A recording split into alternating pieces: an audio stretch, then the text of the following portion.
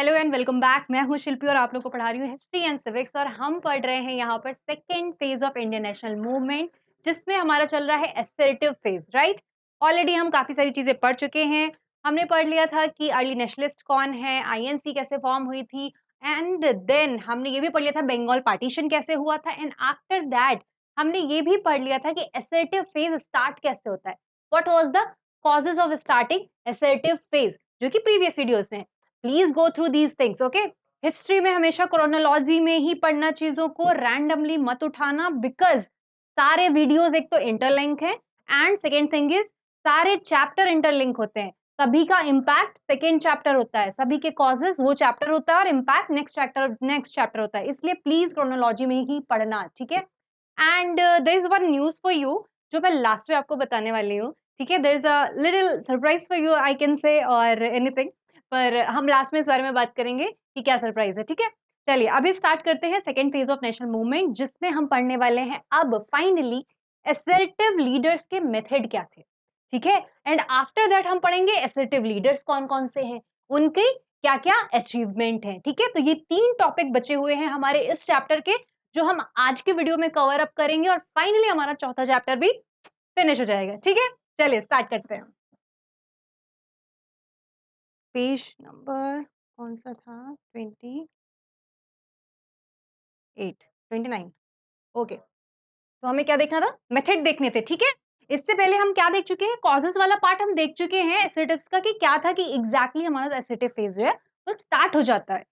क्या चीजें थी जिसने प्रोवोक किया कि अब हम बैठकर बात नहीं करेंगे, पर अब हम अपोज करेंगे ब्रिटिशर्स की पॉलिसीज को, राइट्स को, रूल्स को, ठीक है। कौन वो लोग थे, कैसे काम किया, वो सारी चीजें आज के वीडियो में, ठीक है। चलो, मेथड क्या थे असर्टिव असर्टिव नेशनलिस्ट के, ठीक है। अर्ली नेशनलिस्ट याद है ना कौन थे? बैठ के बात करने वाले, and then come to the conclusion. वैसे ही असर्टिव नेशनलिस्ट हैं, उनके कुछ मेथड हैं, उनकी कुछ डिमांड है, उनके भी कुछ अचीवमेंट है, ठीक है। तो असर्टिव नेशनलिस्ट का क्या था कि their main focus was to get larger share of Indians in the administration and in Britain's economic exploitation. Assertive nationalist ऐसे थे कि उन्हें लगता था कि ये जो अर्ली नेशनलिस्ट है, ये सिर्फ बात कर रहे हैं, थ्री पीस फॉलो कर रहे हैं, पिटिशन कर रहे हैं, प्लीडिंग कर रहे हैं, बट कोई फायदा नहीं हो रहा है, उल्टा ब्रिटिशर्स अभी भी हमें एक्सप्लॉइट कर रहे हैं। तो उनका करना क्या था? उनका था कि भाई अपोज करो, कुछ ऐसी चीजें करो कि अगेंस्ट में काम करो, वायलेंस नहीं, पर कैसे भी करके उनको रोको, ठीक है। दिखाओ कि हम नाराज हैं, दिखाओ कि वो हमें एक्सप्लॉइट कर रहे हैं, बताओ कि वो लोग सही नहीं है।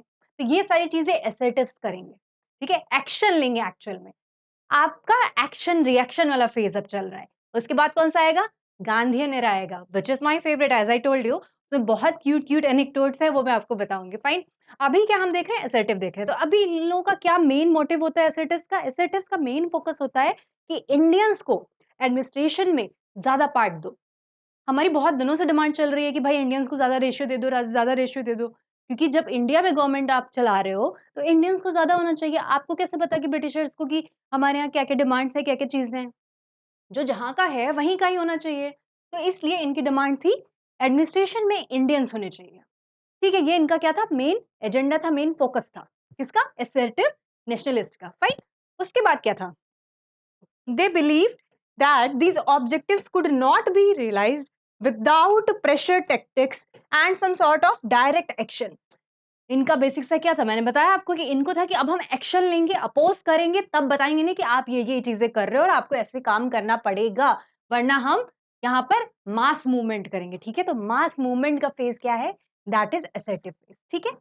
फिर क्या होता है? देखो, इन्होंने क्या-क्या किया? इन्होंने कुछ मेथड्स अप्लाई किए। जैसे हमारे अर्ली नेशनलिस्ट के मेथड क्या थे? पिटीशन करना, प्लीड करना, प्रोटेस्ट करना। तो अब इनके कुछ-कुछ चीज़ें थी और इनको बिल्कुल रट लेना, दिमाग में बिठा लेना कि क्या मेथड है, ठीक है? बहुत इंपॉर्टेंट है। फाइन? तो इनका पहला मेथड होता है स्वदेशी। नाम से कुछ समझ आ रहा होगा, स्वदेशी। स्व मीन्स होता है स्वयं, अपना, ठीक है? सेल्फ, और देश का मतलब होता है कंट्री। स्वदेशी मतलब अपनी चीजों को प्रमोट करना, अपनी चीजों के बारे में बात करना। देखो, swadeshi means producing necessary items in one's own country and using them for one's use without being dependent on important goods. समझ आई बात? स्वदेशी का मतलब क्या हुआ? अपनी कंट्री की चीजों को आगे बढ़ाओ, बाकी चीजों को हटाओ। स्वदेशी का मतलब सिंपल सा ये हुआ कि मैं अपना मेड इन इंडिया वाली चीज़ों को रखूँगी, बाकी नहीं रखूँगी। अभी जैसे प्रेज़ेंट में हमारे पतंजलि है, मेड इन इंडिया चीज़ें हैं ना ये सारी चीज़ें। तो मेड इन इंडिया को प्रमोट करना, ठीक है? मेड इन इंडिया को अभी हमारे मोदी जी कितनी बड़ी तरह से प्रमोट कर रहे हैं, आई थिंक 2016 में स्टार्ट हुआ था। तो मेड इन इंडिया को प्रमोट करना, ये उस टाइम पे भी किया गया। जब आप मेड इन इंडिया को प्रमोट करोगे, स्वदेशी चीज़ों को प्रमोट करोगे तो क्या होगा? वो जो हमारा एक्सप्लॉइटेशन हो रहा था ना इकोनॉमिक वाला, याद करो?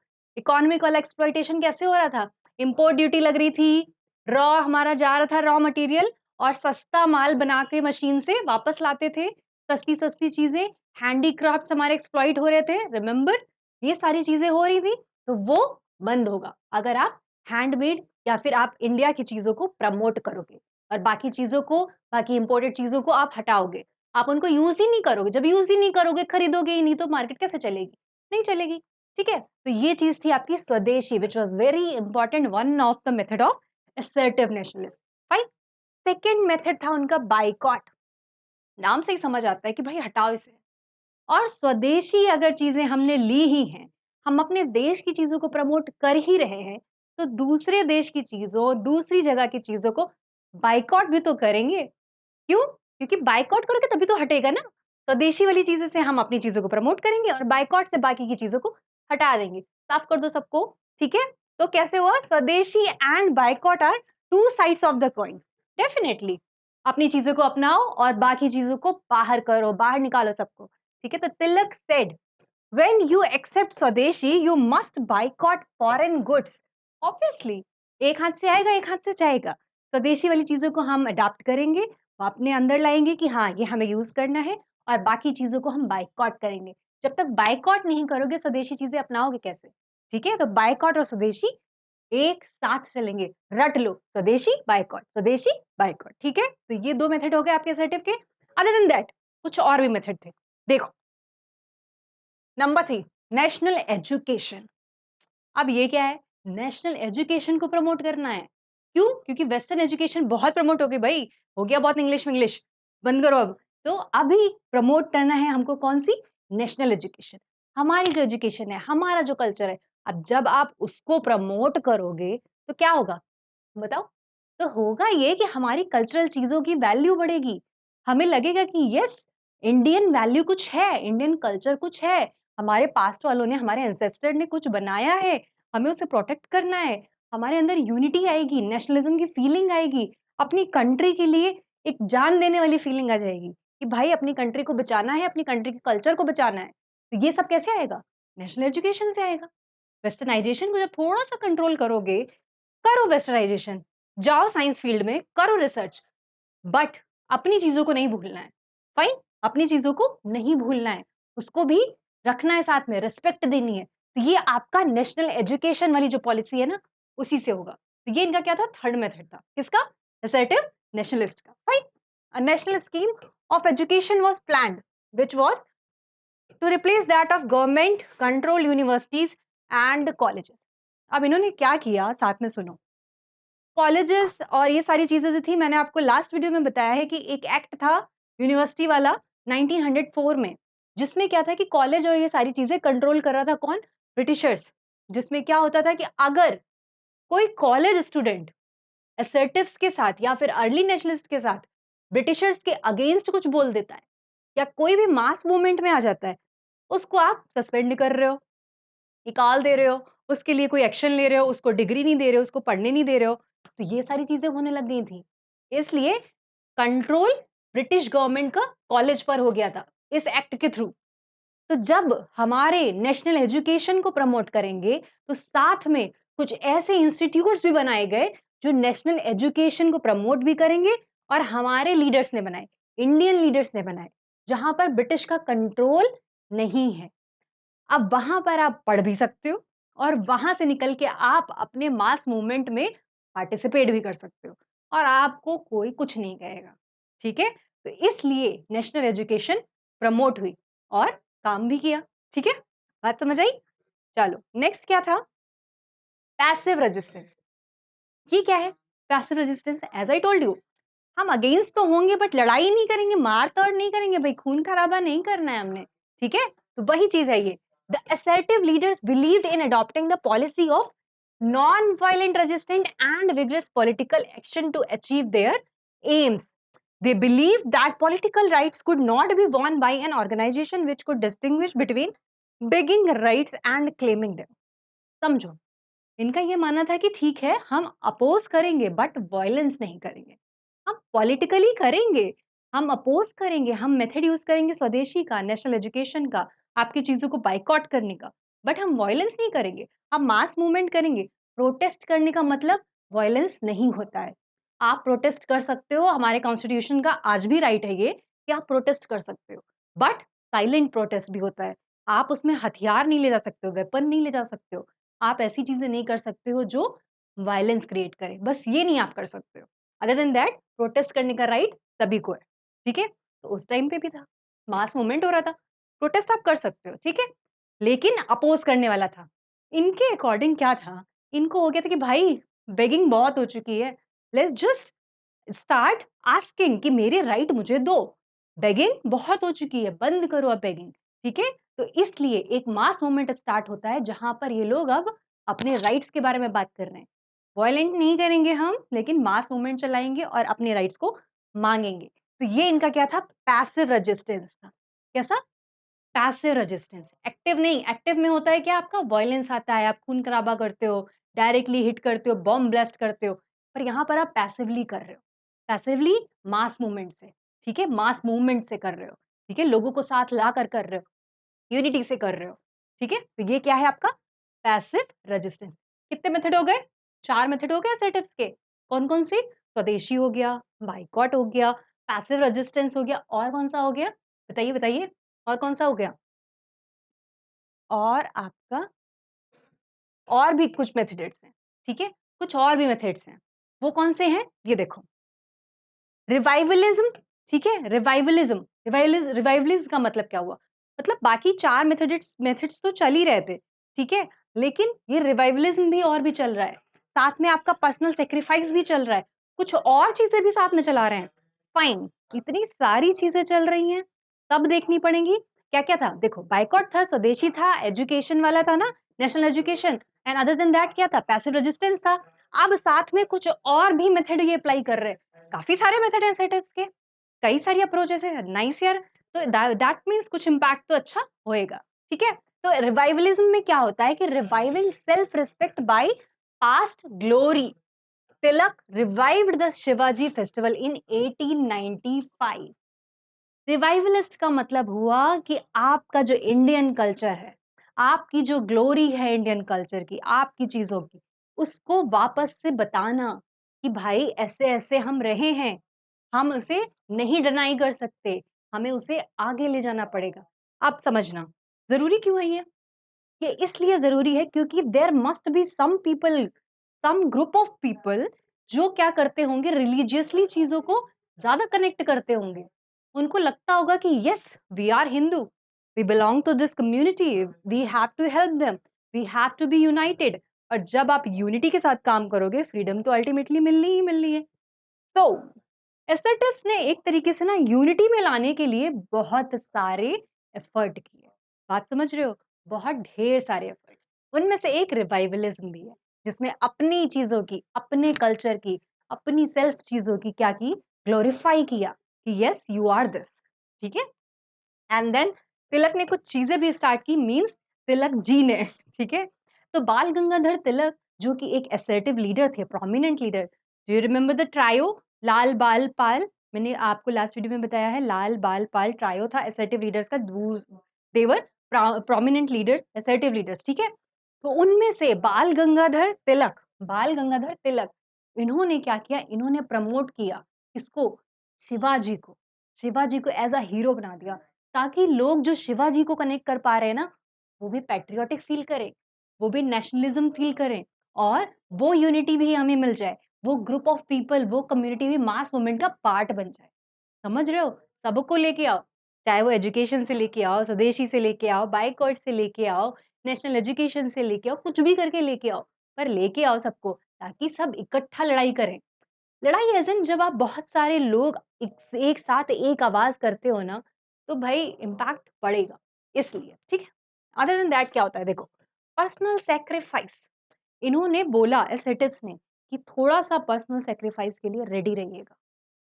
हो सकता है कि मास मूवमेंट में, प्रोटेस्ट में, चीज़ों में पुलिस आप पर डंडे चला दे, हो सकता है कि आपको भगाए, हो सकता है आप पर कुछ भी कर दे, कुछ भी हो सकता है ना, होता है ये सारी चीज़ें। तो आपको उन सब चीज़ों के लिए तैयार रहना है कि कुछ भी हो जाए, हम मास मूवमेंट में पार्टिसिपेट करेंगे और हम हटेंगे नहीं, ठीक है? तो ये है आपका personal sacrifice. Ready for self sacrifice, suffering and hardship to achieve their goal. Goal आपको लेना है, अचीव करना है कैसे भी करके, जो भी सैक्रिफाइसेस आप कर सकते हो, आपको करने हैं। तो ये आपका क्या हो गया, रिवाइवलिज्म हो गया और पर्सनल सैक्रिफाइसेस हो गया। Other than that, mass involvement, जितना भी ज़्यादा ग्रुप ऑफ पीपल आप इंक्लूड करोगे, आपका मास मूवमेंट बहुत ही ज़्यादा अच्छा होगा, ठीक है? तो इसीलिए इनका क्या था, faith in the strength of the masses and propose to win freedom through mass action, ठीक है? जितने ज़्यादा लोग हैं, उतना ज़्यादा आपकी बात का इम्पैक्ट होगा। That means mass movement is important. तो इनका क्या था एजेंडा, सारी चीज़ों को मिला के एक मास मूवमेंट करना, ना कि वॉयलेंस करना। वॉयलेंस जैसा कुछ नहीं करना था। बट इन पर कुछ ऐसी चीज़ें गवर्नमेंट ने की, गवर्नमेंट वाज़ लाइक ये लोग वॉयलेंस कर रहे हैं, ऐसे करके उनको जेल भी भेजा, ठीक है? प्रिज़न भी गए हैं बेचारे ये लोग। जस्ट बिकॉज़ प्रोटेस्ट कर रहे थे, मास मूवमेंट में थे। वो तो बस इतना ट्राई कर रहे थे, उन्होंने किसी को मारा नहीं, कुछ नहीं किया। बट स्टिल देयर वाज़ कि भाई इनको जेल में डाला गया। बहुत सारे उन पर लीगल चीज़ें चलाई गई कि ये ऐसे कर रहे हैं, ये ऐसे कर रहे हैं, ये हमारा पीस खराब कर रहे हैं, ये ऐसे कर रहे हैं। तो ब्रिटिशर्स ने उन्हें भी काफ़ी क्लेम किया। लेकिन उनका काम क्या था? भाई बात तो करनी ही है। अब अगेंस्ट तो काम करना ही करना है क्योंकि इन्होंने ना ऐसे हद पार कर दी है, सर के ऊपर पानी चला गया है। ठीक है? अब क्या होता है देखो। The repressive measure of the government. अब असर्टिव नेशनलिस्ट बहुत कुछ कर रहे हैं। एज़ आई टोल्ड यू, कर तो बहुत कुछ रहे थे, लेकिन उनको गवर्नमेंट रोकती भी है। कैसे? जेल भेजती है, बहुत सारी चीज़ें लगा देती है। शांत थोड़ी बैठेगी ब्रिटिशर्स, क्यों शांत बैठ जाएँगे? उनको लग रहा है अगर इन्होंने कुछ ज़्यादा मेजर लेवल पे कर दिया तो हमारा एम्पायर तो खत्म। तो इसलिए देखो गवर्नमेंट क्या करती है। The government launched a campaign of repression. Repression की पॉलिसी चला देती है। किसके लिए? सिर्फ और सिर्फ असर्टिव्स के लिए। मैंने आपको बताई थी 2 तरीके की पॉलिसीज़ थी। इसमें रिप्रेशन पॉलिसी किसके लिए चलाते हैं ये लोग? ये चलाते हैं आपके असर्टिव नेशनलिस्ट के लिए। ठीक है, चला लो, क्या करना है? लड़ने तो आ ही गए हैं, सब ऐसे थे। तो देखो अगेंस्ट द असर्टिव लीडर्स चला दी इन्होंने। In 1908 Tilak was tried and sentenced to 6 years of imprisonment and sent to Mandalay prison in Burma. Tilak ji को 1908 में फाइनली इन्होंने कुछ ना कुछ अपना लगा करके कि भाई इन्होंने ये किया है, ऐसे-ऐसे केस करके उनको मांडले जेल भेज दिया गया बर्मा में फॉर 6।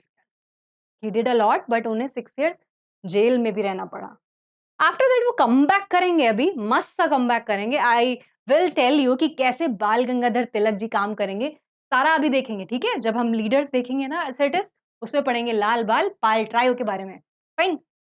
तो अभी क्या होता है लाला लाजपत राय जो होते हैं, उनको भी डिपोर्ट कर देते हैं बर्मा, आप भी जाइए। कुछ ना कुछ तो करना है ना क्योंकि वो प्रोमिनेंट लीडर थे। उनके कहने पर लोग मास मूवमेंट कर रहे थे। तो जब लीडर ही आप रोक दोगे, तो पीछे वाली प्रजा कहाँ से आएगी? ठीक है? तो इसलिए उन्हीं को बंद कर दो जेल में, बात ही खत्म। ऐसे चल रहा था। देन और क्या-क्या गवर्नमेंट ने? देखो, sensor all newspaper and prohibited mass meetings. Newspaper बंद करा दिए, लोगों तक बात पहुँचनी बंद हो गई। ठीक है, कोई बात नहीं। साथ ही साथ इन्होंने जैसे ही जहाँ भी मास मीटिंग्स होती थी मतलब बहुत सारे लोग अगर बैठे हैं, कोई मीटिंग हो रही है, प्रोहिबिटेड, नहीं कर सकते हो आप। अरे क्यों नहीं कर सकते भई? अब इतना कुछ कर ही दिया है इसीलिए तो फिर एट द एंड हमें फ्रीडम तो मिलेगी ही मिलेगी इन लोगों से। कितना करोगे? डिक्टेटरशिप चल रहा है, ठीक है? Other than that achievements of assertive nationalist.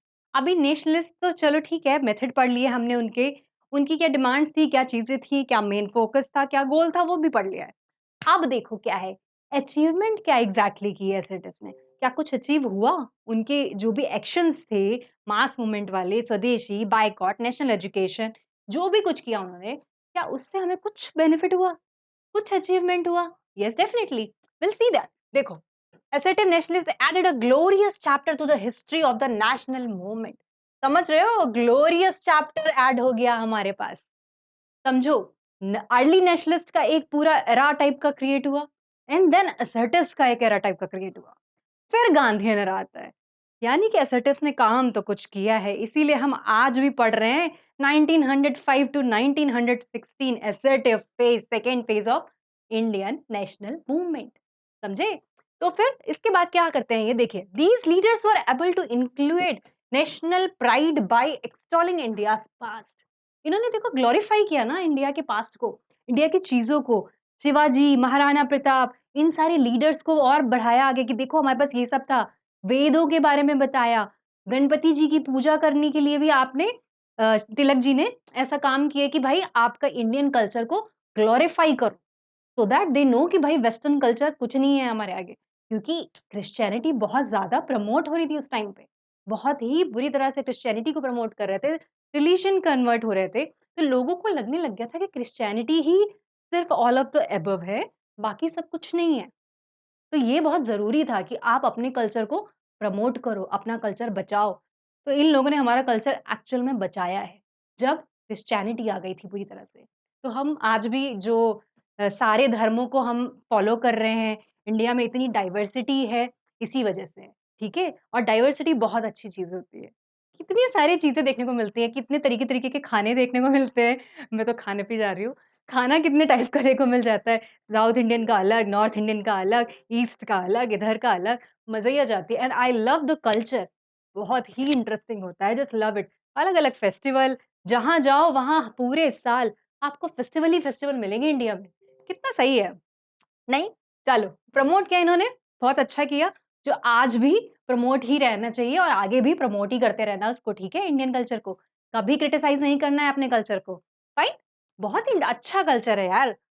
जिनका भी है, आप हिंदू हो, मुस्लिम हो, सिख हो, जो भी हो, आपका कल्चर बहुत ही प्यारा कल्चर है, ठीक है? जस्ट प्रमोट इट, ठीक है? अच्छे से मनाओ अपनी चीज़ों को, अपने त्योहार को, अपने खाने-पीने को एंड देन बस यूनाइट रहो। ऑल आई वांट इज़ कि यूनिटी बनाओ, बाकी चीज़ें साइड में करो, ठीक है?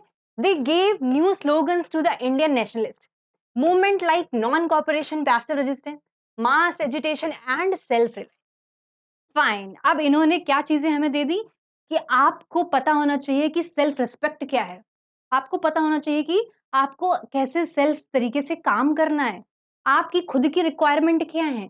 आप मास मूवमेंट में अगर पार्टिसिपेट करोगे, तो ये किस तरह से बेनिफिट करेगा, आपको ये पता होना चाहिए। अगर मुझे मेरी वैल्यू ही नहीं पता है, तो क्या मैं मूवमेंट में पार्टिसिपेट करूँगी? नहीं करूँगी। आई विल बी लाइक मैं क्यों करूँ? मेरे होने से क्या हो जाएगा? कुछ नहीं हो जाएगा। तो मैं इस तरह सोचूँगी। तो इसलिए आपको सेल्फ रियलाइजेंस बहुत ज़रूरी है कि आप ये समझो कि आपकी नीड है ये। आप अपना कल्चर समझो, यूनिटी समझो, जो समझो। अपना पूरा हक भी समझो, राइट भी समझो, अपनी ज़िम्मेदारी समझो। तो आपको ये सारी चीज़ें आपको यूनिटी में ले जाएँगी, नेशनलिज़्म में ले जाएँगी, ठीक है? तो ये सारे क्या थे अचीवमेंट थे कि लोगों को रियलाइज़ हुई अपनी वैल्यू कि मेरा होना बहुत इम्पोर्टेंट है, इंडिविजुअली भी, ठीक है? यूनिटी बहुत इम्पोर्टेंट है। तो सबको अपनी-अपनी वैल्यूज़ पता चली।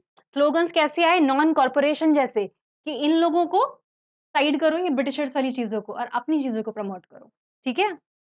दे spoke, wrote and edited newspaper in vernacular language. ठीक है, वर्नाक्युलर प्रेस एक्ट याद आया? रातों-रात इंग्लिश में कन्वर्ट कर दिए थे पेपर।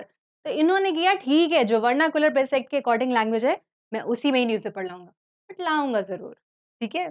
तो ये भी क्या था अचीवमेंट था कि सिर्फ़ हिंदी तक चीज़ें नहीं थी, संस्कृत तक चीज़ें नहीं थी, कई लैंग्वेजेज़ में थी, ठीक है? उसके बाद क्या करते हैं देखिए through their writings and speeches, they infused in the Indians the spirit of active nationalism. They exposed the hollowness of the belief, the sense of justice and fair play of the British rules. इन्होंने finally हमें बताया कि ये जो हम fair play कर रहे थे ना जस्टिस वाला, चलो बैठकर बात करते हैं, they will listen to us. उस चीज़ से जो हमारे अंदर एक खालीपन आ रहा था, एक हॉलोनेस क्रिएट हो रही थी ना कि यार ये लोग तो सुन ही नहीं रहे हैं। कैसे हैं ये लोग? क्यों नहीं सुन रहे हैं? हम इतने प्यार से, इतने अच्छे से माँग रहे हैं चीज़ें, लीगली माँग रहे हैं, ऑफिशियली माँग रहे हैं, क्यों नहीं सुनते हैं? हम भी एजुकेटेड हैं। तो वो उस हॉलोनेस को, उस चीज़ को जो हमें नहीं मिल पा रही थी इतने सालों से, कब से? इतने सालों से नहीं मिल पा रही थी जब से ब्रिटिशर्स आए थे। तो उस हॉलोनेस को कंप्लीट किया इन्होंने कि येस वी कैन डिमांड, हम इनकी चीज़ें बायकॉट करके भी चीज़ों को डिमांड कर सकते हैं। ठीक है? सिर्फ बैठकर बात करना ही नहीं है। चलो, ये भी हमें मिल गया, ठीक है, थोड़ा मज़ा आ रहा है। उसके बाद क्या होता है, self reliance was promoted by setting up स्वदेशी स्टोर्स। अब देखो, हैंड मेड इन इंडिया सारा का सारा स्वदेशी वाले स्टोर्स भी खुल गए अब। अभी तक तो सामान ही आ रहा था, अब स्टोर्स भी खुल गए। स्टोर्स खुल गए हैं तो प्रमोशन और होगा। जब आपको मार्केट ही मिल जाएगी, दुकान मिल जाएगी तो प्रमोशन और होगा ना, आप इज़िली जा सकते हो। आपकी चीज़ें बढ़ जाएँगी कि हाँ, यहाँ पे सामान मिल जाएगा। ठीक है? देन क्या होता है, दे डिक्लेयर्ड इंडिया नीड है, ठीक है? अलग-अलग है। India need total freedom from foreign rules. उन्होंने फाइनली डिक्लेयर किया कि हमें ये सब नहीं चाहिए कि आप हमको थोड़ा-सा रेशियो बढ़ा दो, एडमिनिस्ट्रेशन में पार्टिसिपेट कर दो, लेजिस्लेचर में थोड़ा-सा दे दो। नहीं, मुझे चाहिए कंप्लीट फ्रीडम, ठीक है? अब मैं नहीं सुनूँगा, अब मुझे चाहिए कंप्लीट फ्रीडम। वो जो छोटी-छोटी चीज़ें मैं माँग रहा था, मुझे नहीं चाहिए, जस्ट लीव इट। अब मुझे चाहिए complete freedom for foreign rule, ठीक है? तो उसके बाद क्या होता है, Many new educational institutions were set up during the स्वदेशी मूवमेंट। कई सारे नेशनल इंस्टीट्यूट, एजुकेशनल इंस्टीट्यूट भी सेटअप किए गए, जो कि ब्रिटिश के कंट्रोल में ना हो, जो कि हमारी चीज़ों को प्रमोट भी करें, कल्चरल चीज़ों को, और हमारे लोग वहाँ पर आराम से पढ़ भी सकें। ठीक है? सिर्फ वेस्टर्न वेस्टर्न नहीं, हमारी चीज़ें भी हो। फाइन? तो इस तरीके से कुछ एजुकेशनल इंस्टीट्यूट भी फॉर्म हो जाते हैं, जो इनका क्या है? अचीवमेंट है। किसका अचीवमेंट है? किसका पढ़ रहे थे? असर्टिव नेशनलिस्ट का, ठीक है? असर्टिव नेशनलिस्ट का। देन क्या होता है, other than that, the movement of swadeshi started from Bengal, soon spread to other parts of the country.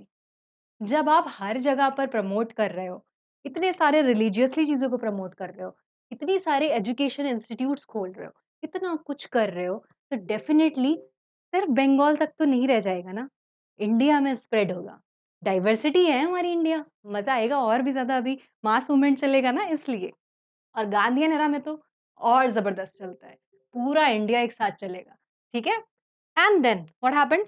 It was the efforts and sacrifice made by the assertive leaders that the partition of Bengal was annulled in 1911.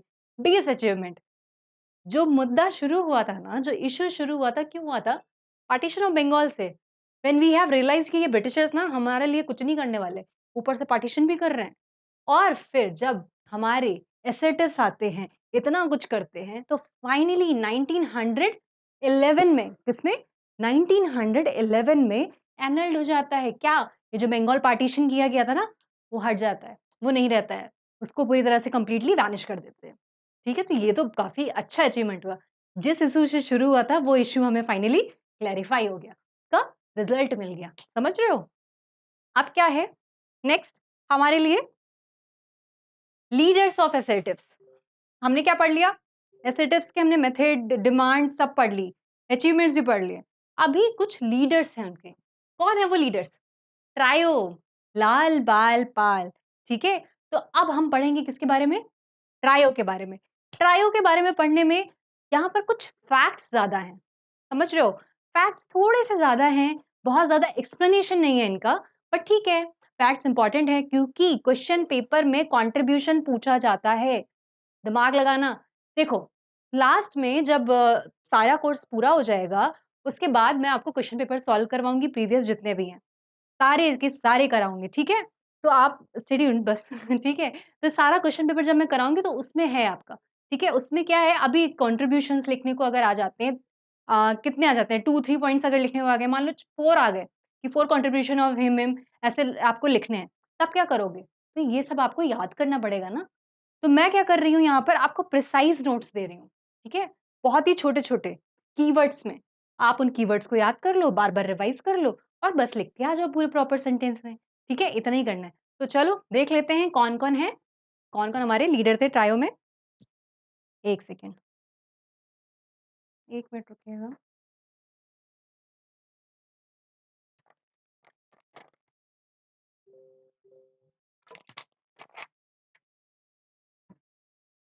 Yes, बाल Gangadhar Tilak.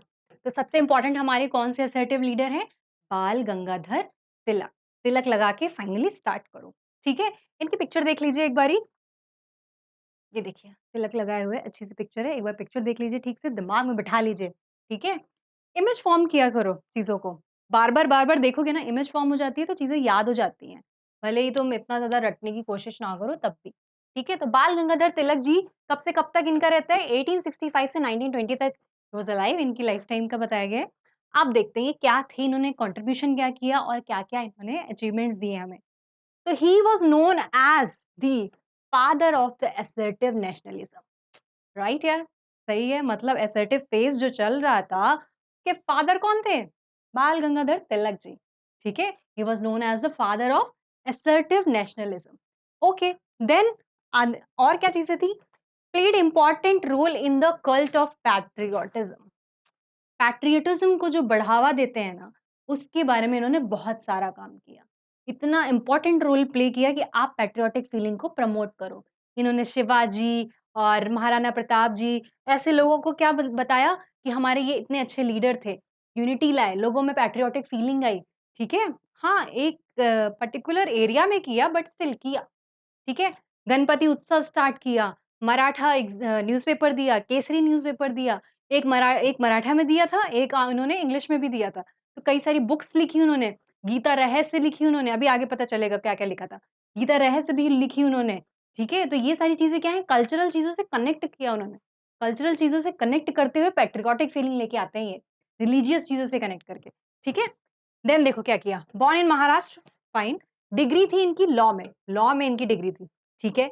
Deccan society was found by him under justice Ranade's guidance in 1884, ठीक है? तो Deccan society 1884, Deccan society 1884 जो बनी थी, वो बनाई थी किसने? तिलक जी ने। और किसके गाइडेंस में? रानाडे जी के गाइडेंस में, ठीक है? एमजी रानाडे के गाइडेंस में, फाइन। उसके अलावा क्या किया इन्होंने? This society set a famous Ferguson College in at Pune. Pune में ये कॉलेज भी बनाया उन्होंने, ठीक है? डेक्कन सोसाइटी समझ रहे हो? डेक्कन प्लेट्यू पता है? ज्योग्राफी वाला पार्ट। डेक्कन प्लेट्यू वाले एरिया में ही डेक्कन सोसाइटी बनाई इन्होंने। मोस्टली काम इन्होंने उसी एरिया में किया, ठीक है? डेक्कन प्लेट्यू वाले पार्ट में। इसीलिए ऐसा है। पुणे महाराष्ट्र सब डेक्कन की तरफ आता है ना, काली मिट्टी वाला, ब्लैक सॉइल वाला। तो इसलिए सब रिलेट करते चलो, सब रिलेट करके पढ़ते चलो। चलो नेक्स्ट क्या था? इनकी कंट्रीब्यूशन बहुत इम्पोर्टेंट है, ठीक है? बहुत इम्पोर्टेंट है इनकी कंट्रीब्यूशंस। देखो, demands of Swaraj, wow! Swaraj की जो डिमांड है फाइनली हो ही गई। किसने की? बाल गंगाधर तिलक ने। और एक स्लोगन भी दिया था ना बढ़िया-सा, स्वराज हमारा जन्मसिद्ध अधिकार है, ऐसा कुछ करके। चलो देखते हैं, देखो। Swaraj is my birthright and shall have it. Swaraj is my birthright and shall have it. वो किसका स्लोगन था? बाल गंगाधर तिलक का। फाइनली स्वराज की डिमांड डायरेक्टली हो गई, ठीक है? And then his entry in the Indian political scene was marked by a shift from petitions to demand for political rights. आप मतलब कि जो ये जो पॉलिटिकली चीज़ें चल रही थी ना, पिटिशन करना, प्लीड करना, वो शिफ्ट हो गया। कैसे? अब वो शिफ्ट हुआ किसमें? पॉलिटिकल राइट्स में, कि मेरा जो राइट है वो मुझे दो, ज़्यादा बातें मत करो मुझसे। मेरा जो राइट है वो मुझे दो, मुझे बातें-वातें करने में कोई इंटरेस्ट अब नहीं रह गया है। ठीक है? अब मैं प्लीड नहीं करूँगा, बेग नहीं करूँगा, मैं अपने राइट्स माँग रहा हूँ, मुझे ये चाहिए और आप मुझे ये दोगे। ठीक है? राइट्स के बारे में अब बात होगी, अब बेगिंग नहीं होगी। और वो कब स्टार्ट होती है? बाल गंगाधर तिलक जी के आने से। ठीक है? अब क्या होता है देखो, He organized many अखाड़ास, देखना, एंड लाठी क्लब्स। अब ये अखाड़ा और लाठी क्लब क्यों बना रहे हैं? समझो, लाठी क्लब और अखाड़े इसलिए बनाए जाते थे ताकि आप फिजिकली एक्टिव रहो, फिजिकली मोटिवेटेड रहो, सो दैट जब मास मूवमेंट हो, प्रोटेस्ट में कुछ भी हो सकता है ना यार, कुछ भी। मान लो लाठी चला दी तो? आप में अगर उसको टॉलरेट करने का पावर नहीं है, तो आप कैसे प्रोटेस्ट करोगे? आप एकदम पतले-दुबले से मेरी तरह, और थोड़े से, मैं वीक तो नहीं हूँ इतनी। हाँ, पर अगर आप वीक हुए मान लो, आप ठीक से खा-पी नहीं रहे हो, कुछ कर नहीं रहे हो अच्छे से, कोई बॉडी-वॉडी कुछ नहीं है, आपको मानसिक मेंटली भी आप स्ट्रॉन्ग नहीं हो, तो वो सारी चीज़ें कहाँ इम्पैक्ट करेंगी? आप थोड़ी ना प्रोटेस्ट कर पाओगे। आप मास मूवमेंट में कहाँ जा पाओगे? बिल्कुल नहीं जा पाओगे। आप वहीं ढेर होके बेहोश होके पड़े रहोगे। तो इसलिए अखाड़ा और लाठी क्लब स्टार्ट किए, व्हिच वाज़ वेरी गुड यार। फिज़िकली हेल्दी और हेल्दी भी हो जाएँगे, और साथ में पैट्रियोटिक फीलिंग भी आ जाएगी, और साथ में हम मास मूवमेंट में पार्टिसिपेट भी कर लेंगे, इंडिया को फ्रीडम भी दिला देंगे।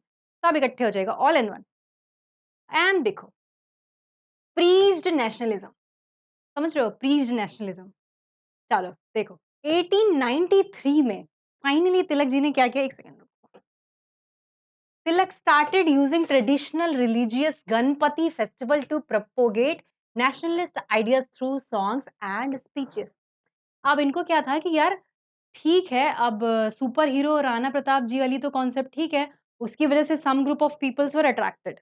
अब क्या करते हैं, गणपति पूजा स्टार्ट करते हैं। और गणपति पूजा का इम्पैक्ट देख रहे हो? कितने मेजर लेवल पे आज भी मुंबई में, महाराष्ट्र, पुणे, पूरे महाराष्ट्र में सेलिब्रेट होता है। अब तो ऑल ओवर इंडिया में बहुत अच्छे से सेलिब्रेट होता है। I am in UP and यहाँ लखनऊ में भी बहुत मेजर लेवल पे सेलिब्रेट होने लगा है। एक्चुअली बहुत ही ग्रैंड लेवल पे होता है, जो मुझे बहुत अच्छा लगता है यार, कैसे धीरे-धीरे चीज़ें और स्प्रेड हो रही है, ना कि सप्रेस हो रही है, व्हिच इज़ गुड यार। ठीक है? तो स्टार्ट किसने किया था? अब की गणपति विसर्जन जब जाना ना, तो रिकॉल करके जाना कि तिलक जी ने स्टार्ट किया है, इसीलिए ये तुम डांस करते-करते जा रहे हो तिलक वो गणपति विसर्जन में, ठीक है? तो तिलक जी ने क्या किया था 1893 में गणपति पूजा स्टार्ट करवाई। सो दैट कि कुछ एक रिलिजियस ग्रुप, ये जो महाराष्ट्रियंस हैं, उनको यूनिटी में लाया जाए। जब आप यूनाइट होगे ना, तो ब्रिटिशर्स के अगेंस्ट अच्छे से काम करोगे। बस इतना सा कॉन्सेप्ट था उनका। ये नहीं था कि हिंदू, मुस्लिम वाला कुछ करना, नहीं। वो बस चाह रहे थे कि सारे ग्रुप्स किस तरह यूनिटी में आएँ। और महाराष्ट्र में आप देखिएगा सारे ग्रुप्स, ये हिंदू, मुस्लिम वाली कोई चीज़ नहीं है। वो मनाते ही मनाते हैं उत्सव और बहुत ही ग्रैंड लेवल पे सेलिब्रेट करते हैं, बहुत ही अच्छे से सेलिब्रेट करते हैं।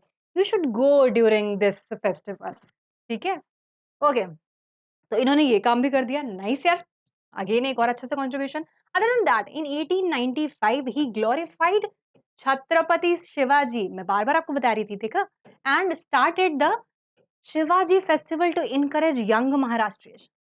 आप समझो यंग महाराष्ट्रियन जो हैं, मान लो अगर वो रिलीजियसली नहीं इम्पैक्ट उन पर पड़ा, तो उन पर इम्पैक्ट डालने के लिए उन्होंने एक और फंडा लगा दिया।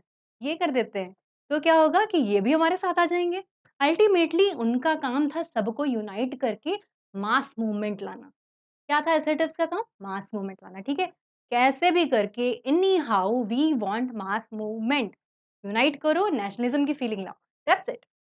फिर क्या करते हैं देखो, started Maratha in English, okay, and Kesari in Marathi. याद कर लेना, मराठा न्यूज़पेपर जो है वो इंग्लिश में है, ना कि मराठे में। मराठा इंग्लिश में है और जो केसरी है वो मराठी में है, ठीक है? सो दैट अपने न्यूज़पेपर से, एडिटोरियल से भी उन्होंने क्या किया, बताया कि ये चीज़ें करनी है हमें, ऐसे-ऐसे ब्रिटिशर्स को बाहर निकालना है, ऐसे-ऐसे बायकॉट करना है, ऐसे-ऐसे स्वदेशी करना है, ठीक है? तो इन्होंने सारी चीज़ें यहाँ पर स्प्रेड की। Other than that, he wrote the well-known book. कौन सी? गीता रहस्य। कौन सी लिखी? गीता रहस्य, जो कि आज भी बहुत पॉपुलर है। समझ रहे हो? गीता रहस्य। गीता के बारे में अगर आपको थोड़ा बहुत बात की चीज़ें जाननी है, उन्होंने मतलब एनालिसिस किया है एक और उसके बारे में लिखा है। मुझे बहुत इंटरेस्टिंग लगती हैं ये सारी स्टोरीज़, माइथोलॉजी वगैरह। अगर आप लोगों को भी इंटरेस्टिंग लगता है तो प्लीज़ इसे पढ़िएगा, बहुत सही है। तो गीता रहस्य थी। Other than that, Arctic home of the Vedas. Arctic home of the Vedas मतलब कि ये वेद और सारी चीज़ों को, महापुराण्स को पढ़ रहे हैं और उनके बारे में अपना एनालिसिस भी दे रहे हैं एज़ अ बुक। नाइस यार, मतलब सही है। फिर देखो, एस्टेब्लिश्ड होम रूल लीग। एक होम रूल लीग भी स्टार्ट करते हैं 1916 में। जॉइंट सेशन जब होगा, जब फाइनली हमारे एसर्टिव्स और अर्ली नेशनलिस्ट जो अलग हो गए थे ना सूरत स्प्लिट में 1907 में, एज़ आई टोल्ड यू, वो फाइनली वापस आएँगे। कैसे आएँगे? होम रूल लीग से वापस आएँगे। वो बहुत ही इंटरेस्टिंग स्टोरी है, उसमें और लीडर्स भी इंक्लूड होंगे। कौन-कौन होंगे उनके बारे में हम बाद में पढ़ेंगे जब होम रूल लीग पढ़ेंगे, ठीक है? अभी देखो बस इन्होंने हेल्प किया बाल गंगाधर तिलक ने होम रूल लीग को स्टार्ट करने में। व्हिच वाज़ ह्यूज, ठीक है? इसी के बाद क्या हुआ था कि सब एक साथ आ गए थे। अर्ली नेशनलिस्ट भी और असर्टिव्स भी और 1916 से 1947 के बीच सबने मिलकर काम किया और फ्रीडम मिल गई थी, ठीक है? तो ऐसे काम चल रहा था। अब देखो, फोररनर ऑफ गांधी जी कहते हैं इनको। फोररनर ऑफ गांधी जी कहते हैं, क्यों कहते हैं? समझो। देखो इसलिए, द आइडियाज़ ऑफ तिलक कौन-कौन से थे? स्वराज था, मासेस था मतलब मास मूवमेंट था। हाँ, अदर देन दैट स्वदेशी था, बायकॉट था, प्रोहिबिशन था। ये सारी चीज़ें क्या गांधी जी ने भी यूज़ की थी? यस यार, की थी। जब मैं आपको गांधी एरा बताऊँगी ना, तो उनके जो मूवमेंट्स हैं, उनकी जो आइडियोलॉजी है, उनकी जो चीज़ें that I will tell you. उसमें आप देखोगे वो पूरी तरह से इनको फॉलो करते थे। किसको? तिलक जी को। इसीलिए कहते हैं फोररनर ऑफ गांधी जी।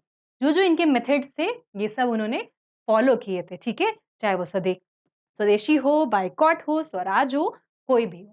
फाइन? इसीलिए इनको क्या बोलते हैं तिलक जी को? फोररनर ऑफ गांधी जी। 1 मिनट। अरे! नाम पूरा नहीं लिखा है। बिपिन चंद्र पाल है ये। सॉरी बिल लिखा हुआ है, वेरी सॉरी। बिपिन चंद्र पाल है, I will correct it and then I will send it, okay? उसके बाद ये पीडीएफ आपको मिल जाएगा और हाँ, पीडीएफ अवेलेबल है आपका आईसीएसई कनेक्ट ऐप पर। प्लीज़ गो थ्रू इट और फ्री में डाउनलोड करिए, ठीक है? उसको पढ़ लीजिएगा। यहाँ पर मैं क्या करती हूँ, प्रिसाइज़ करके आपको चीज़ें लिख के देती हूँ। बुक में बहुत ज़्यादा है।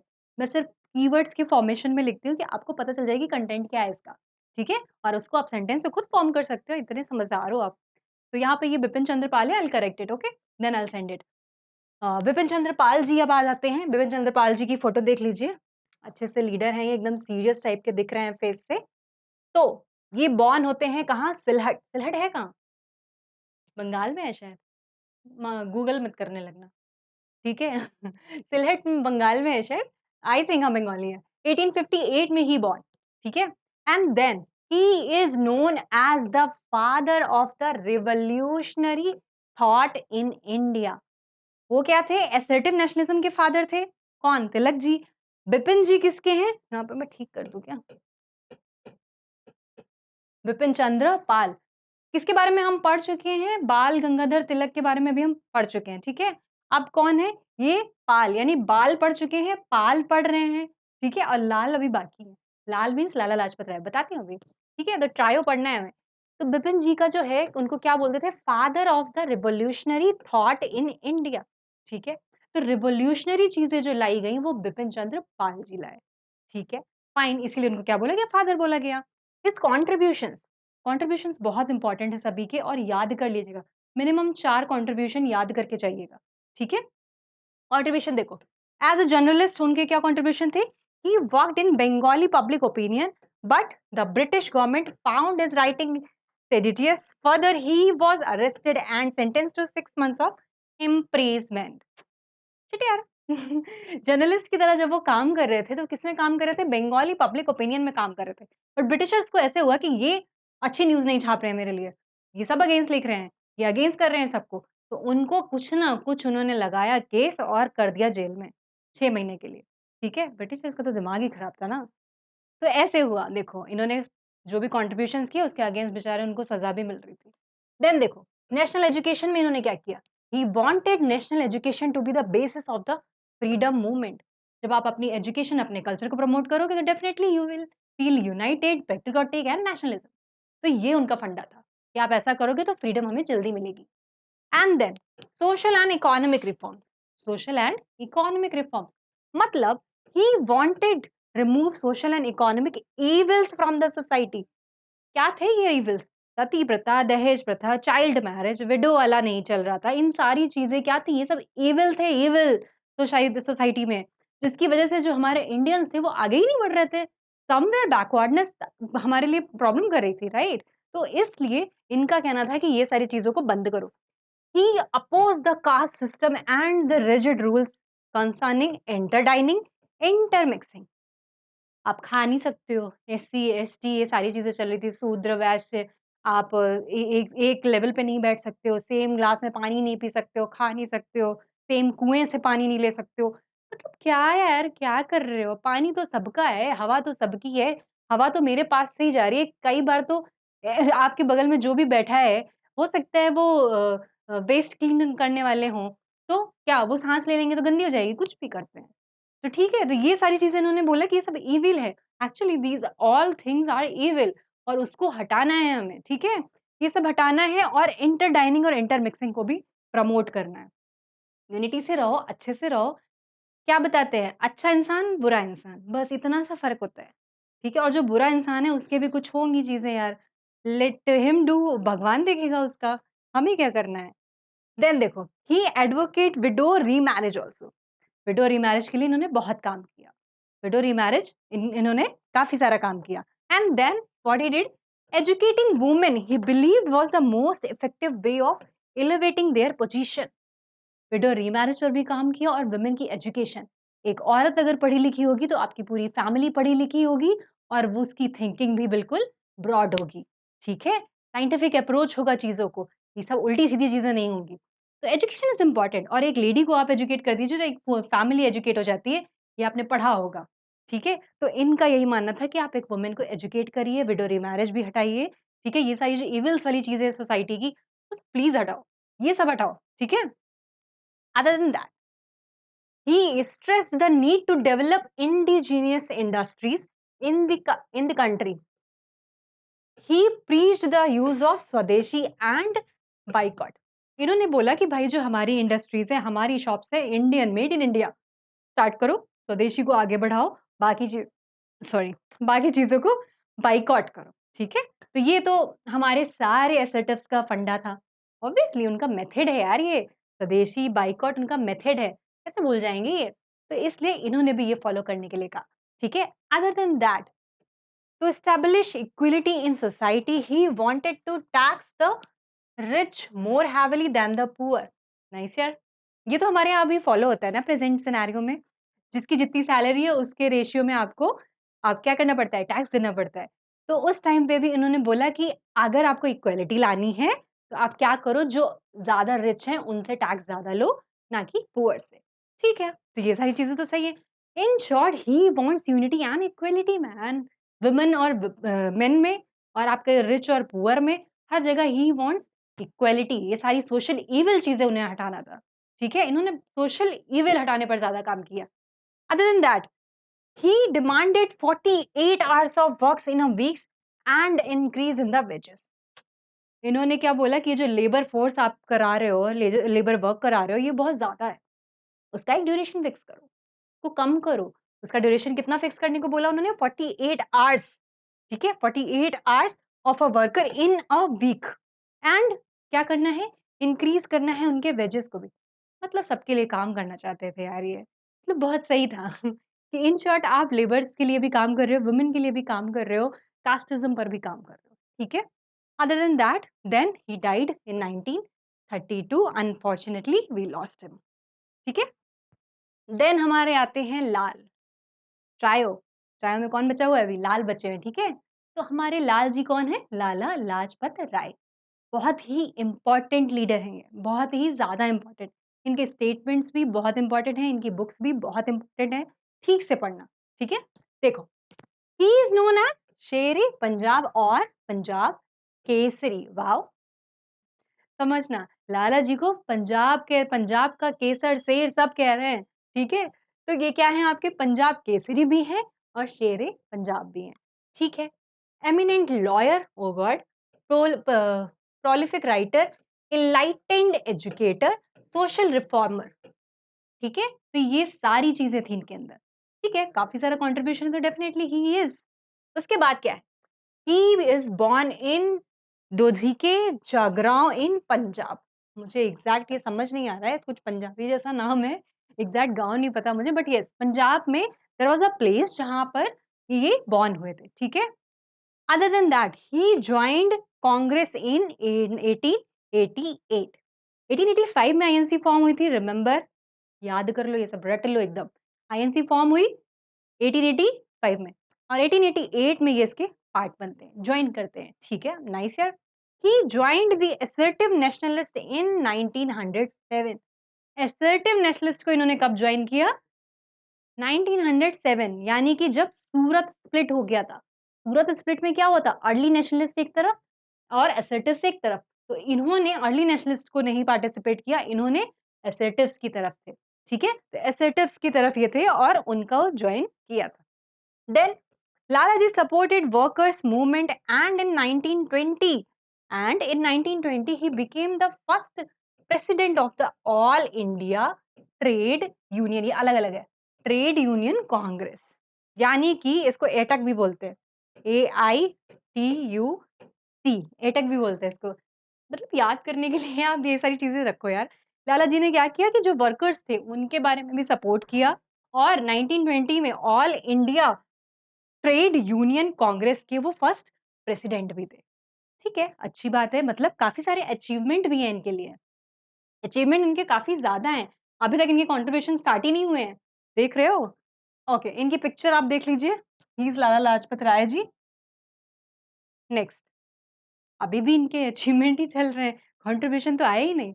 देखो, इन 1920 he was elected as president of INC. INC के प्रेसिडेंट भी इन्हें इलेक्ट किया गया। कब? 1920 में, और 1920 में he was the first president of AITUC, यानी कि ऑल इंडिया ट्रेड यूनियन के। ठीक है? Other than that he became member of the servant of India society. Nice. And then Lala ji was arrested in 1922। ठीक है? 1922 में उन्हें अरेस्ट भी कर दिया गया। My God! काफ़ी सारी चीज़ें इन्होंने की हैं। He was elected to the Central Legislative Assembly in 1922। Arrest भी किए गए और सेंट्रल लेजिस्लेटिव असेंबली में मेंबर भी बने। कब? 1922। आईएनसी में प्रेसिडेंट 1920, और एटक में कब बने? 1920। 1922 में आपके कब बने? लेजिस्लेटिव असेंबली में बने। ठीक है? अदर देन दैट अब हम आते हैं इनके कंट्रीब्यूशन पे। कंट्रीब्यूशन बहुत इंपॉर्टेंट है, याद कर लेना सारे। तो कंट्रीब्यूशन इनका क्या रहता है? An educationist and a forceful writer. तभी जो असर्टिव लीडर्स हैं, आप देख रहे हो कितना इम्पैक्टफुल राइटिंग किया इन्होंने। राइटिंग इन्होंने बहुत ही इम्पैक्टफुल किया है, सो दैट आप उस चीज़ से इन्फ्लुएंस हो, समझो चीज़ों को कि क्या चल रहा है। तो देखो इनकी राइटिंग्स में क्या था, इन्होंने एडिट किया यंग इंडिया, एक न्यूज़पेपर आता था जिसको किया इन्होंने। उसके अलावा इनका आता था इंग्लैंड्स डेब्ट टू इंडिया। इन्होंने ये एक आर्टिकल निकाला था। इंग्लैंड्स डेब्ट to India. This is kind of कि इंग्लैंड वाले जो हैं वो हमारे डेब्ट में हैं। उसके बारे में एक आर्टिकल टाइप का निकाला था, एडिटोरियल निकाला था इन्होंने। ठीक है? Other than that the political future, the political future है। द पॉलिटिकल फ्यूचर ये कैसा होना चाहिए? एंड वंदे मातरम। वंदे मातरम इन पंजाबी लिखा इन्होंने, पीपल इंग्लिश में लिखा, पीपल सॉन्ग नहीं है इंग्लिश वाला। पीपल इन इंग्लिश में लिखा, and other than that book on national education. ठीक है? नेशनल एजुकेशन पर जो बुक थी वो भी इन्होंने लिखी है। ठीक है? अदर देन दैट इनकी क्या कंट्रीब्यूशन थे? Social reformer, a social reformer associated with area like समाज मूवमेंट। ठीक है? ये क्या थे? आर्य समाज मूवमेंट से कनेक्टेड थे। अच्छा, 1 मिनट, थैंक यू, सॉरी। हाँ, तो सोशल रिफॉर्म में ये क्या थे? यहाँ पे आर्य समाज होगा। आर्य समाज मूवमेंट से कनेक्टेड थे। He set up servants of the people society, help in expanding DAV. DAV क्या था? दयानंद एंग्लो वैदिक स्कूल्स थे। जब हम नेशनल एजुकेशन को प्रमोट कर रहे थे, तो उसमें दयानंद एंग्लो वैदिक एजुकेशनल इंस्टीट्यूट्स भी थे। उसको भी इन्होंने प्रमोट किया। Fine. Other than that political work outside India. Outside India भी इन्होंने काफ़ी सारा काम किया। क्या काम किया? देखो, he went to America in 1914. He joined the Ghadar party. Ghadar party जो अमेरिका में फॉर्म की थी किसने? लाला हरदयाल ने फॉर्म की थी। कंफ्यूज मत होना। फॉर्म किसने की थी? लाला हरदयाल ने फॉर्म की थी 1940 में गदर पार्टी इन यूएसए, जिसको ज्वाइन किया था लाला लाजपत राय ने ही 1914 में। ठीक है? लाला लाजपत राय हैं और लाला हरदयाल अलग-अलग नाम है। ठीक है? Other than that in 1928, while leading procession against the Simon Commission, he was injured in लाठी चार्ज। ओके, तो फाइनली क्या होता है 1928? कब? 1928 क्या होता है कि साइमन कमीशन गो बैक, या आपको याद होगा ना वो go Simon, go back Simon, ये वाला जब प्रोटेस्ट चल रहा था, तो उन पर लाठी चार्ज हो गया था, जिसकी वजह से उनको काफी चोटें आई और with in a month he died. he lost him। ठीक है? And at that time he says, lathi blows inflicted on me would prove someday as nail in the coffin of the British। ठीक है? British empire means कि मेरे ऊपर जो एक-एक लाठी आप चला रहे हो, वो सब की सब जो ब्रिटिश एम्पायर का कॉफिन होगा ना, उसकी नेल बनेगी। समझ रहे हो? इसीलिए 1928 से 1947 आते-आते कितना हुआ? 19 years I think, right? 19 years में हम फ्रीडम को पा लेते हैं, हम इंडिपेंडेंट हो जाते हैं। क्योंकि यार काम ही ऐसे कर रहे थे ब्रिटिशर्स, तो ऐसा तो होना ही था। तो अब हमारा क्या हो गया है? Assertive phase over. ठीक है? असर्टिव फेज़ वाला चैप्टर 4 हमारा यहाँ पे कंप्लीट हो गया है। हमने लीडर्स भी पढ़ लिए हैं, उनकी डिमांड्स भी पढ़ ली हैं, मेथड्स भी पढ़ लिए हैं, ठीक है? अर्ली नेशनलिस्ट भी हम पढ़ चुके हैं। अब हम मूव करेंगे मुस्लिम लीग पर, ठीक है? नेक्स्ट चैप्टर पर मुस्लिम लीग पर एंड देन आपके लिए जो मैं सरप्राइज़ बोल रही थी, दैट इज़ कि अभी तो मैं आप लोगों के लिए कैलेंडर लाने वाली हूँ सारे के सारे चैप्टर्स का कि क्या कब पढ़ाया जाएगा और कहाँ तक कैसे कवर होगा, सो दैट जो आपके क्वेश्चन्स आ रहे हैं कि इतनी जल्दी आप ऐसे कितना कौन-सा कवर कराओगे, कौन-सा नहीं कवर कराओगे, तो सारा का सारा आपको उससे आइडिया लग जाएगा, ठीक है? Within 2 days I will give you. Other than that, I am going to start live sessions as well. वो डाउट किलर, ठीक है? जो कि वीकेंड पे आई एम थिंकिंग करने के लिए, तो आप मुझे बताओ सैटरडे या संडे किस दिन आपके लिए ठीक रहेगा? तो we will do live sessions as well because मैं भी आप लोगों से मिलना चाहती हूँ, बात करना चाहती हूँ। कौन है मेरे स्टूडेंट्स अच्छे-अच्छे उन सबको मुझे मिलना है, जानना है, बात करना है इसलिए, ठीक है? तो आप लोगों से बात करने के लिए, आप लोगों के डाउट्स क्लियर करने के लिए रिलेटेड टू हिस्ट्री, बाद में जो भी सब्जेक्ट्स मैं आपको पढ़ाऊँगी उससे भी रिलेटेड होंगे, पर अभी वीकेंड पे स्टार्ट करने वाली हूँ मैं और जल्द ही आपको इन्फॉर्मेशन मिल जाएगी। जैसा मेजॉरिटी कहेगी, उस तरीके से उस दिन सैटरडे या संडे को किसी एक दिन हम लाइव सेशन रखेंगे, ठीक है? अदर देन दैट आपको रेगुलरली अपडेट मिलता रहेगा चैप्टर का, कोई चैप्टर मिस नहीं होगा, सारा कंटेंट मिलेगा, सारा नरेशन ऑफ द स्टोरी मिलेगा। अच्छे से पढ़ो यार, मज़े से पढ़ो खूब, ठीक है? चलो all the best, bye bye.